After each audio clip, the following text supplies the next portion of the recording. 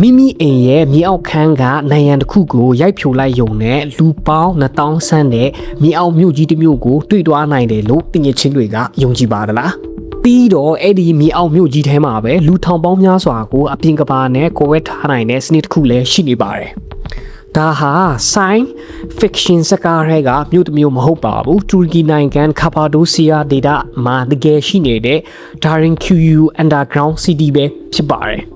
ပူပြီးမှအံ့ဩစရာကောင်းတာကတော့ဒီမြို့ကြီးကိုဘာကြောင့်မြေအောက်ထဲမှာတိဆောက်ခဲ့ကြတာလဲဘယ်သူတွေကတိဆောက်ခဲ့တာလဲပြီးတော့လူတွေဟာဒီလိုနဲ့ချိုင်းတဲ့မြေအောက်ကဘာကြီးထဲမှာဘယ်လိုအသက်ရှင်နေထိုင်ခဲ့ကြတာလဲဒီနေ့တော့အဲ့ဒီမိကွန်းတွေရဲ့နောက်ွယ်ကအကြောင်းအရာတွေကိုကျွန်တော်နဲ့အတူတူလိုက်ပြီးမှဖော်ထုတ်လိုက်ကြရအောင်အခုလိုမျိုးစိတ်ဝင်စားဖို့ကောင်းတဲ့ဗီဒီယိုလေးတွေကိုအမြဲတမ်းကြည့်ရှုနိုင်ဖို့အတွက်ကျွန်တော်ရဲ့ channel လေးကိုလည်း subscribe လုပ်ပေးသွားကြပါအောင်ဆိုတော့ကျွန်တော်တို့ဗီဒီယိုကိုစလိုက်ကြအောင် Darin Q လို့ခေါ်တဲ့မြေအောက်မြို့ကြီးအကြောင်းကိုနားလည်ဖို့အတွက်ဆိုရင်အရင်ဆုံးကာပါဒိုစီးယားလို့ခေါ်တဲ့ဒေသကိုတီးဖို့လိုအပ်ပါတယ်ကာပါဒိုစီးယားဒေသဟာဆိုရင်တူရကီနိုင်ငံအလယ်ပိုင်းမှာတည်ရှိပြီးမှထူးခြားတဲ့ကြောက်တောင်ပုံစံတွေကြောင့်ကမ္ဘာတဝန်းမှာအယောင်အမနာမည်ကြီးတဲ့နေရာတစ်ခုလည်းဖြစ်ပါတယ်ဒီနေရာမှာပဲလွန်ခဲ့တဲ့နှစ်တန်းပေါင်းများစွာကမိတောင်ပောက်ကွဲမှုတွေကြောင့်ပြာနဲ့ကြောက်မုတ်တွေအလွာလိုက်စုပုတ်ခဲ့ကြပါတယ်အချိန်ကြာလာတဲ့အခါမှာတော့အဲ့ဒီအလွာလွေးတွေဟာဆိုရင်ပျော့ပြောင်းတဲ့ volcanic rock တစ်မျိုးမိတောင်ကြောက်တစ်မျိုးဖြစ်သွားခဲ့ကြပါတယ်ဒီကြောက်ဟာဆိုရင်အလွယ်တကူထွင်းဖောက်နိုင်လောက်အောင်ပျော့ပြောင်းကြပြီးမဲ့လေနဲ့ထိတွေ့ပြီးတဲ့နောက်မှာဆိုရင်ခြောက်တွေ့သွားတဲ့အခါမှာတော့အတော်လေးကိုမှမာကြောတဲ့ကြောက်အဖြစ်ပြောင်းလဲသွားတယ်ဆိုတာကိုလည်းတွေ့ရပါတယ်အဲ့ဒီထူးခြားတဲ့တဘာဝပြောင်းလဲမှုဖြစ်စဉ်အခြေအနေကပဲလူတွေကိုကြောက်တောင်တွေထဲမှာအခန်းတွေလမ်းတွေလေကားတွေထွန်းဖောက်နိုင်ဖို့အတွက်အခွင့်အရေးတွေပြီးခဲ့တယ်ဆိုတာကိုလည်းကျွန်တော်တို့တွေကတွေ့ရပါတယ်ဒါပေမဲ့လူတွေကအပေါ်ယံမှာပဲအခန်းအနှဲငယ်ထွန်းဖောက်ဆောက်လုပ်ရုံနဲ့လုံးဝမရက်ခဲ့ကြပါဘူးသူတို့ကမြေအောက်အထီကိုပဲဆက်ပြီးမှအရန်ကိုမှnet ချိုင်းတဲ့နေရာအထီကိုရောက်အောင်သူတို့တွေကတွားခဲ့ကြပါတယ်အံ့ဩစရာအကောင်းဆုံးတွေထဲကတစ်ခုကတော့ဒီမြို့ကြီးဟာဆိုရင်ရာစုနှစ်ပေါင်းများစွာလူတွေရဲ့နေ့စဉ်ဘဝထဲကနေပျောက်ကွယ်နေခဲ့တာပဲဖြစ်ပါတယ်။ဒါပေမဲ့1963ခုနှစ်မှာ Darin Q ဒေတာကလူတဦးဟာဆိုရင်သူ့ရဲ့အိမ်မြေအောက်ထပ်မှာဆိုရင်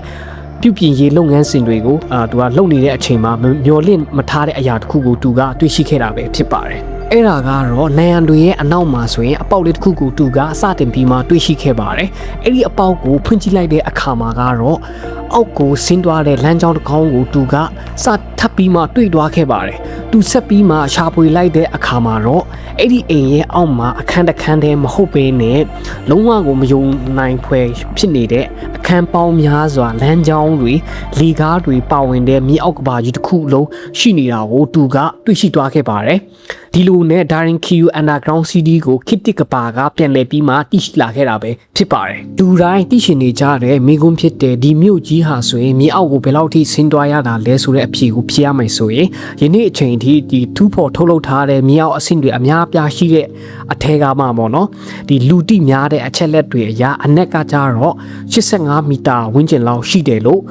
ပြောထားကြတယ်ပေါ့နော်ဒီအနက်ဟာဆိုရင်ကျွန်တော်ဒီကဘာကျော်ဖြစ်တဲ့ပေါ့နော်ဒီရုရှားနိုင်ငံမှာရှိတဲ့ The Motherland Core ဆိုတဲ့ရုပ်ထုလောက်ကိုမှnet နေအမြင့်လောက်ကိုမှရှိတယ်ဆိုတာကိုကျွန်တော်တို့တွေ့ရပါတယ်ဒီအချက်ကိုကြည့်ရှင်အားဖြင့်ဒီနေရာဆိုရင်အဆောက်အုံတစ်ခုရဲ့အောက်ထပ်အနှဲငယ်ပဲလုံးဝမဟုတ်ပါဘူးမြေအောက်မှာတကယ်လူနေမှုစနစ်တစ်ခုကိုဖန်တီးထားတာပဲဖြစ်ပါတယ်အခန်းတွေဟာဆိုရင်တခန်းနဲ့တခန်းလမ်းကြောင်းတွေဆက်တွယ်ထားပါတယ်တချို့နေရာတွေကကျင်းမြောင်းပြီးမှလူတယောက်ချင်းစီတာဖြတ်တန်းနိုင်လောက်ပြီးမဲ့နိုင်လောက်ပါတယ်ဒါပေမဲ့ဒီနေရာရဲ့အဓိကရွေးချက်ကတော့တက်တောင့်တက်တာနေထိုင်နိုင်ဖို့ထဲအသက်ချင်းကြံ့ရစ်ဖို့ဖြစ်နိုင်တယ်ဆိုတဲ့အချက်ပဲဖြစ်ပါတယ်မြေအောက်မှာပုံနေုံနဲ့တော့လုံးဝမလုံလောက်ပါဘူးလူတွေအသက်ရှင်ဖို့အတွက်ရေလိုတယ်အစားအစာလိုတယ်လေလိုတယ်အလင်းလိုတယ်ဒါကြောင့်ပဲ Darin Q မှာဆိုရင်ဒီလိုအပ်ချက်တွေကိုဖြည့်ဆည်းနိုင်ဖို့အတွက်အဆင့်မြင့်နည်းစနစ်တွေကိုဖန်တီးထားခဲ့တယ်ဆိုတာကိုလည်းတွေ့ရပါတယ်အဲ့ဒါတွေကတော့မြေအောက်မှာရေတွင်းတွေရှိခဲ့ပါတယ်အစားအစာနဲ့စားစရာတွေကိုတင်းစီဖို့နေရာတွေလည်းရှိနေသေးပါတယ်အဲ့ဒါအပြင်တိရစ္ဆာန်တွေကိုထားဖို့နေရာတွေပါ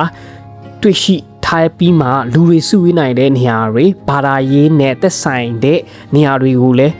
တွေ့ရှိထားခဲ့တယ်ဆိုတာကိုကျွန်တော်တို့ဒီဗီဒီယိုထဲမှာတွေ့ရပါတယ်ဒါပေမဲ့အားလုံးထဲမှာအရေးကြီးဆုံးကတော့လေဝင်လေထွက်စနစ်ပဲဖြစ်ပါတယ်ကျွန်တော်တို့လူတွေအတွက်ကတော့မြေအောက်ကိုနက်နက်ချမ်းချမ်းဆင်းသွားခဲ့ရင်အောက်ဆီဂျင်ရရှိမှုကတော့အရန်ဟိုမှအရေးကြီးလာပါတယ်အဲ့ဒါကြောင့်ပဲ Daring Q မှာတော့မြေအောက်အဆင့်တွေကိုဆက်တွယ်ပေးတဲ့ ventilation shaft တွေရှိခဲ့တာကြောင့်လူတွေအချိန်ကြာမှုန်ခုန်နိုင်ခဲ့ကြတာဖြစ်နိုင်တယ်လို့ပညာရှင်တွေကလေ့လာတွေ့ရှိခဲ့ကြပါတယ်ventilation shaft ဆိုတာကကျွန်တော်တို့နားလည်အောင်ပြောပြရမယ်ဆိုရင်ကျွန်တော်တို့ဒီမြို့တိုင်းမှာပေါ့နော်ဒီမြေအောက်ရထားလမ်းတွေရှိတယ်ပေါ့နော်ဒီမြို့ကြီးတွေမှာဆိုအဲ့ဒီမြေအောက်လက်ထားလမ်းတွေကိုကျွန်တော်တို့ကအသက်ရှူနိုင်အောင်ပေါ့နော်အောက်ဆီဂျင်ကောင်းအောင်စနစ်တွေကောင်းလေးလွှင့်ပေးတဲ့စနစ်ပဲဖြစ်တယ်ပေါ့နော်ဒါကြောင့်ပဲရှစ်ခေတ် engineer ရဲ့ပညာဟာဆိုရင်လည်းအယောင်မှာအဆင့်မြင့်နေတယ်ဆိုတာကိုဒီနေရာကတက်တည်ပြနေတာလည်းဖြစ်ပါတယ်ဒါပေမဲ့ Daring Q ရဲ့အထူးခြားဆုံးအရာတစ်ခုကတော့ကြောက်တကားကြီးတွေပဲဖြစ်ပါတယ်ဟုတ်ပါတယ်မြေအောက်လမ်းကြောင်းတွေမှာကြီးမားပြီးမှဝိုင်းပုံစံရှိတဲ့ကြောက်တကားတွေကိုလည်းကျွန်တော်တို့ကတွေ့ရမှာပဲဖြစ်ပါတယ်ဒီတကားတွေဟာဆိုရင်အပြင်ကနေအလွယ်တကူဖွင့်လို့မရအောင်သူတို့တွေကပြုလုပ်ထားခဲ့ပါသေးတယ်အန်ဒီတခုဖြစ်လာရင်ဆိုရင်တော့လူတွေကမြေအောက်ကိုဆင်းသွားမယ်လမ်းကြောင်းတွေကိုပိတ်မယ်ပြီးတော့ကြောက်တကားတွေကိုလိမ့်ပြီးပိတ်ထားမယ်အပြင်ကရန်သူတယောက်ကမြေအောက်ထဲဝင်လာခဲ့ရင်တောင်မှလမ်းကြောင်းကြီးလူတွေကြောင့်အလွယ်တကူသူတို့စီကိုရောက်လာခဲ့မှာမဟုတ်ပါဘူးဒီပုံစံကပဲ Daring Q ကိုမြေအောက်ခံတပ်ကြီးတစ်ခုလိုဖြစ်စေခဲ့တာပဲဖြစ်ပါတယ်အခုအရေးကြီးဆုံးမိကွန်းကိုရောက်လာပါပြီ Daring Q ကိုဘာကြောင့်တိဆောက်ခဲ့တာလဲအတိအကျပဲချိန်ဘယ်သူတွေကအစာပြုခဲ့တာလဲဆိုတာဆိုရင်ချုပ်ထွေးတဲ့တမိုင်းကြောင်းရှိနေပါတယ်မြေအောက်မြို့တွေဟာဆိုရင်ကာဘာဒိုစီးယားမှာအလွန်ရှိကြတဲ့အစပြုမှုတွေရှိနိုင်ခဲ့ပြီးမှနောက်ပိုင်းကာလတွေမှာမတူညီတဲ့လူအုပ်စုတွေဟာဆိုရင်ဆက်လက်ပြီးမှတိုးရှဲအသုံးပြုခဲ့ကြတယ်ဆိုတာကိုလည်းကျွန်တော်တို့ကတွေ့ရပါတယ်ဒါပေမဲ့လူအများစုလက်ခံထားတဲ့အယူဆကတော့စစ်ပွဲတွေကျူးကျော်မှုတွေအန်ဒီကနေလူတွေကိုခဏတာပုံခိုကာကွယ်ဖို့အတွက်ဖြစ်နိုင်တယ်ဆိုတဲ့အချက်ပဲဖြစ်ပါတယ်ဘာလို့လဲဆိုတော့ကာဘာဒိုစီယိုဟာဆိုရင်ရှစ်ခေတ်ကတိကလူမျိုးအုပ်စုတွေနဲ့အင်ပါယာအမျိုးမျိုးဖျက်ဆီးသွားလာခဲ့တဲ့ဒေသတစ်ခုပဲဖြစ်ပါတယ်အန်ဒီရောက်လာတဲ့အခါမြေပေါ်မှာရင်ဆိုင်တိုက်ခဲ့မဲ့အစားမြေအောက်ကိုဆင်းပြီးမှပျောက်ကွယ်သွားနိုင်ပါတယ်ဒီအချက်က Daring Q ရဲ့တိဆောက်ပုံနဲ့အလွန်ကိုကိုက်ညီနေပါတယ်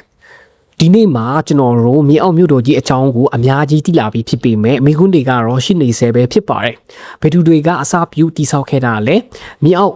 အဆင့်တွေကိုဘယ်လိုစီမံကိန်းချပြီးတူးဖော်ခဲ့ကြတာလဲ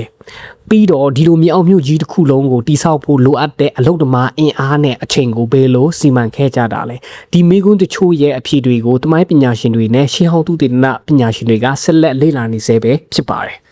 ဒီကနေ့ Daring Q ကိုကျွန်တော်တို့တွားကြည့်တဲ့အခါမှာတော့ကျွန်တော်တို့မြင်ရတာကတော့ကြောက်နိုင်ရန်တွေနဲ့ကျင်းမြောင်းတဲ့လမ်းကြောင်းတွေပဲဖြစ်ပါတယ်။ဒါပေမဲ့အဲ့ဒီနေရာတွေရဲ့နောက်မှာထောင်ပေါင်းများစွာတော့လူတွေရဲ့ကြောက်ရွံ့မှုရှင်တန်လိုစိတ်နဲ့ဉာဏ်ပညာတွေကရှိနေခဲ့ပါတယ်။ဒီနေ့မှာတော့အဲ့ဒီမြေအောက်ကဘာဟာဆိုရင်လူသားတွေရဲ့အံ့ဩစရာကောင်းတဲ့ရှင်တန်နိုင်စွမ်းကိုတက်တည်ပြနေတဲ့တမိုင်းဝင်နေရာတစ်ခုလည်းဖြစ်လာခဲ့တယ်ဆိုတာကိုလည်းကျွန်တော်တို့တွေ့ရပါတယ်။တငယ်ချင်းတွေဒါဒီမြေအောက်မှာတညလုံးပိတ်မိနေခဲ့မယ်ဆိုရင်မြေအောက်မှာအိပ်ရမလား comment မှာပြောပြပေးခဲ့ကြပါဦး